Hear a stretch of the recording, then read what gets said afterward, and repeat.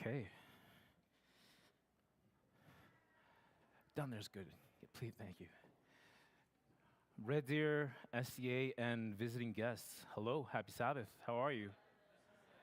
I jumped the gun on something. I apologize. My name's Pastor Emmanuel. No, pastor's not my name. Emmanuel's my name. Some of you may know me as EJ. I can see the parents of some of my classmates sitting right there. You guys are usually over there, but I'm heartwarmed to see you here. If you're camp staff, I think some of you are here. One of you is here, over there. You might know me as Maui. I come to you as Associate Youth Director for the Adventist Conference, as well as Summer Camp Director. It is a pleasure to be here with such a warm family. Yeah, I'm just really encouraged to be here with you. You guys have exemplified such an incredible church culture today. Thank you so much for the choir and the praise and worship team. Thank you, CHCS. I usually see them in like school clothes, and I try to pretend like I'm cool with them, but they're in church clothes now, so you guys are on my court. So good job, you passed. I'm kidding. I don't want to take too much of your time. The time is now almost, we're about 5 to lunch, or people would expect for lunch. So I'm going to be rushing just a little bit. So if you need me to slow down or I miss some things, please come speak to me after. I would love to dialogue and have a discussion. First off, I usually would like to, wherever I come and speak and visit, I like to send greetings from the conference office, but several of my bosses from the conference office are here, so now I don't know what to do. You guys are good. You have the conference office here, I think. And then we can move on to simply just saying, hi, how are you? It's really good to be here. Before I jump into anything, one of the first things I'd like to do is ask for your permission, if that's okay. I'm not a fan of standing on podiums. I'd like to actually, if it's okay with you, I'd like to stand down there. Is that okay? Is anyone emotionally attached to me being up here? I feel, maybe part of the reason why I feel a very strong welcome is that I know Pastor Moses quite well. He's one of my favorite storytellers, which I'm sure most of you know. And what you don't know is he was my boys director when I was first a camper, when I was 12 or 13. Some of you don't even know this part. This one's a fun fact. I don't know is Scott here today? No? Scott was my counselor when I was a kid. And now I'm his boss to some weird degree. So it's a fun turnaround. We're all just mixing it up in here, so it's very encouraging. I want to open with this idea because I kind of have to promote camp as my job, but more so because experientially, it's one of the most valuable things. I can legitimately say camp saved my life. If not for camp, the trajectory of my life would have taken a very different turn. And if not for camp, some of the most valuable moments that I've experienced would be lost. And one of the things that camp has taught me, one of the greatest things, and I think some of our educators can agree, is that there's nothing that teaches better than experience, not because the lessons are easy, but because the lessons stick more. And so I'm a personal fan of experiential education. We like to, at camp, we call it playing a game, or at least the kids think it's a game, but we're slowly like, hey, play this game and God's kind of cool. And so that's how we like to make that happen. But this morning, I'd like to invite you into an experience, a game, if you will, if you can play with me. We're going to play 2 iterations. The first one's going to be bound up in pairs. Do we have any child and parent pairs here today? Is anyone here with their mom or dad or sitting beside their parents? Or parents, are you sitting beside your child in any way? If you are, just take the hand of your child or your parent and just raise it real high, just so I can see. We'll consider this some form of a game show. Okay, we have some here. Very good. Do we have any... This pairing is romantic. Do we have any moms and dads or husbands and wives here? If so, if you're sitting beside your romantic pairing, please clasp their hand and just give proof so that I can see you. Beautiful. Thank you. Excellent. And lastly, the other pairing that I'm going to be highlighting here is a friend pairing. So if you're sitting beside your friend And if it's a romantic partner, you can't, I know, like, oh, she's my best friend. We'll leave that alone for now. Like, you're just friends, just friends. Watching some of the kids be like, we're just friends, and someone's really emotionally injured here. Genuinely, just like if you're beside your friend, hold their hand up. If you're beside your sibling, we'll count that similarly. Just hold their hand up. Perfect, beautiful. Okay, we're gonna play a game here, and I'm gonna call out an experience or something that you should know about someone, and we're gonna see who's actually able to raise their hands. So here's a good, you should know something about this pairing, correct? If you know their favorite food, go ahead and raise their hand. If you as a pairing can win that one. Well, okay, what do we have over here? Siblings? Best friends. We have best friends, and the best friends know each other's food. We have a pairing over there. What do we have over there? Is your brother? You know their favorite food? Beautiful. So just best friends? Does no husband know their wife's favorite food? That's alarming. What kind of pairing do we have here? Oh, perfect. Parent and child, and he likes what? Olive Garden, beautiful. Do you know what your mom's favorite food is? Oh. Yeah, the same. Yeah, sure. Okay, what pairing do we have here? Friends. Okay, do you know his favorite food? What's his favorite food? Any type of spaghetti? Is there any type of spaghetti? But that's not spaghetti anymore. That's fettuccine linguine. Do we really have no husband and wife pairing? You just settle, like, they just like whatever food's on the plate. Okay, do you know what her favorite food is? What is it? Can we know? Creme brulee. Oh, fancy. Of course, Holly would be fancy. Okay, let's do a couple more of these. Does everybody kind of understand the game now? Okay. If you didn't raise your hand before and you'd like to participate, feel free. Okay. Let's see. Favorite vacation spot. Is there a pairing that knows a favorite vacation spot? We have some in the back there. Very good. Okay, we have a romantic pairing. What's his favorite vacation spot? A motorcycle trip? Of course. I should have known that about you guys, actually. Beautiful. Let's do another one here. We'll aim a little low for a more budding relationship. His favorite sports team? Do we have any pairings that want to show that off? Do we have them here?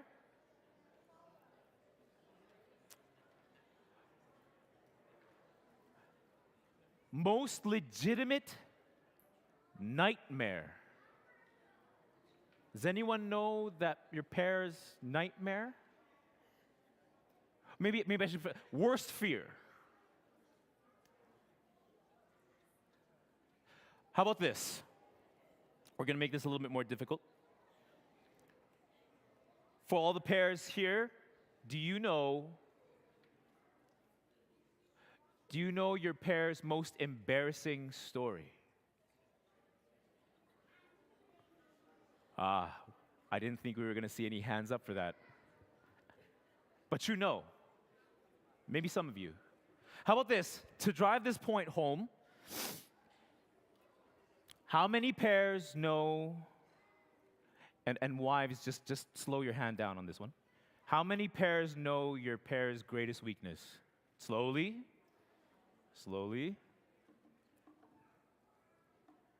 Maybe no one's going to raise their hands, but I do see some knowing looks. There's this concept in the Bible that's straight out in the beginning, in Genesis 4. There's this idea called knowing. In the West, we have this concept that knowing is an intellectual endeavor. It's cognitive. It's only in the brain. I know math. I know science. I know this and that, and it becomes a factoid quiz endeavor. But the Bible presents knowing as intimate experience. From the onset, it says that Adam knew his wife, and I don't know, maybe I should have put a disclaimer for the kids here and the parents, but the product of this interaction is very telling, because The product is a child, life. And the majority of the Christian world centers around this idea, and that's fine. But I'd like to present a step further, because knowing isn't simply physical. In the same book, the idea of knowing is also presented about the tree of the knowledge of good and evil.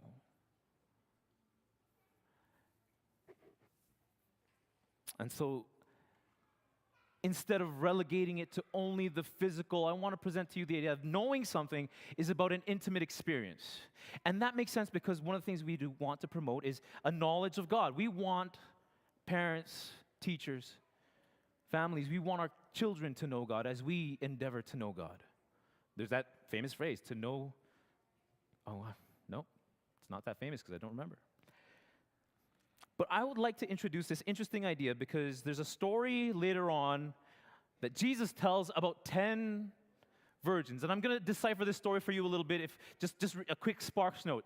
10 virgins is very interesting. A cultural endeavor in the Middle East is they have weddings for not just a single day, where there's a reception in the morning or reception in the evening and a ceremony in the morning. This thing happens over several days, actually. And one of the traditions is that the groom would actually go out to neighboring towns and he would gather people for a party because this is a big deal. I want you to celebrate with me. Please join in my joy. And then he would return at night, the groom with this new friend group that he's created, back to the bride's town. Now, they didn't have street lights back then, and so one of the ways to know which town you were going to was to have lights in the desert. 10 lamps, we're told. These lamps are fueled by oil, but they do have a small amount of reserve in their own. And so 10 virgins, 10 ladies are out there as the welcome party for the groom. And the story goes that there were 5 foolish and 5 wise. And the wise ones carried extra oil. They didn't know when the bride would arrive, or the groom would arrive. The 5 foolish ran out of oil and left and were absent upon the groom's return. And when they tried to get into the party,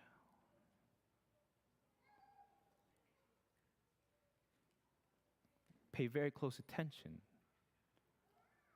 They were rejected not because they didn't know the groom, but because the groom didn't know them. And this story, I was talking over COVID with a friend. We were sitting at McDonald's, and sometimes the best conversations happen at McDonald's, I will confess to that. And we were just talking about this spiritual idea because there's something very interesting there. What an interesting to say, because we like to say, like, I know them. I'm not saying you have to go to a club to experience that, but if you want to get into somewhere, be like, no, I know the owner. I know the host. My friend is in there. And yet, this biblical description is the reverse. I don't know you, though. And this is really peculiar because this isn't, these were good people and these were bad people. Wrong. These were 10 virgins. The Bible is rife with symbology, and 10 virgins, just the Sparks Notes idea is that virgins represent pure churches. Pure churches. And to take it a step further, all 10 had oil. All 10 had lamps.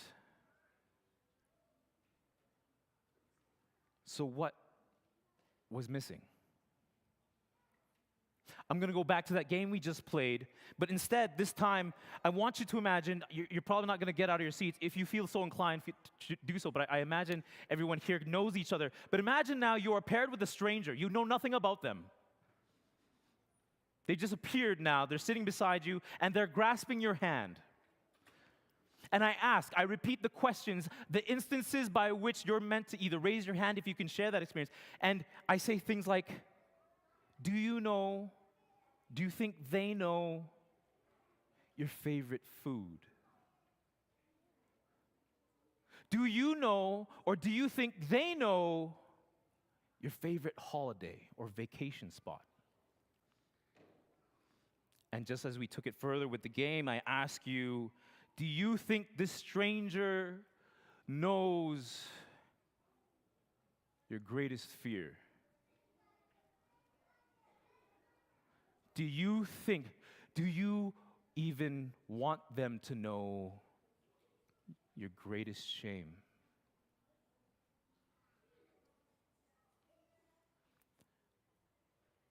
For some of you, you can already feel the internal recoil at the idea of a stranger knowing something so intimate about you.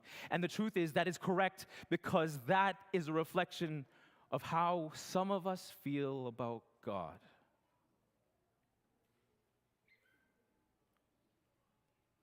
One of my favorite phrases growing up, I've grown up in the Adventist church.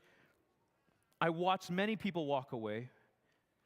One of my favorite phrases that captures my sentiment growing up as a young teen was a form of religion, but lacking the power.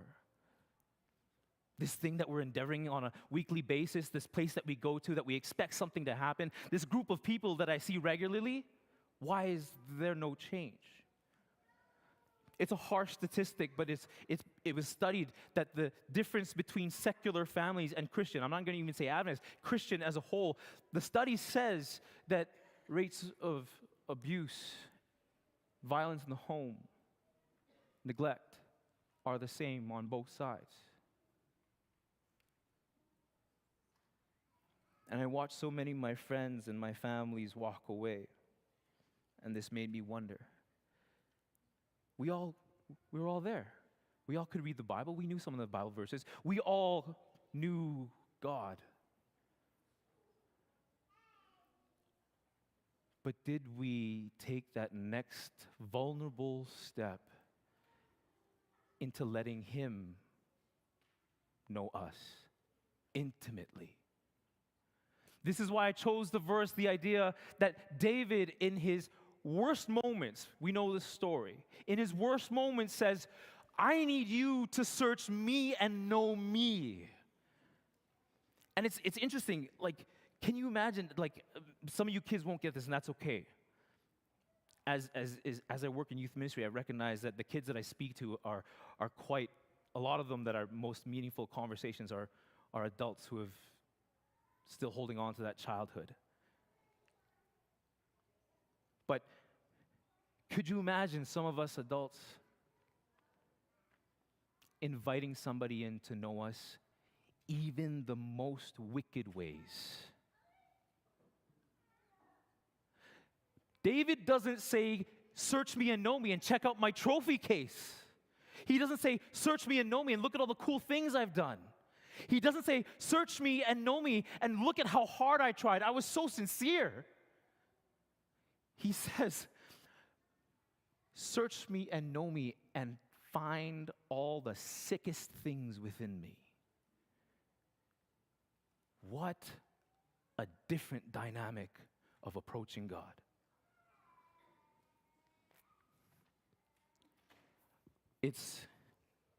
I like thinking of things from the direction of health. One of my favorite authors and one of the founders of the Adventist Church says that the ministry of health will always be one of the most pivotal aspects of how we approach ministry, because it fits the soul the same way it fits the body. If I have a cavity or my leg is broken, when I go to the dentist or the doctor, do I expect them to change? For the dentist's teeth to get whiter or the doctor's leg to heal? When I go to the gym, I love working out at the gym. It's actually saved my life because it's one of the places I can go where I can actually come pick up a weight, and the weight doesn't lie to me. It says, you can't pick this up right now, or you can pick this up right now. But even when I go to the gym, when I pick up the weights, should I expect the weights to get lighter? Or should I expect me to get stronger? Where is the change supposed to happen? To God? Or to me? To us?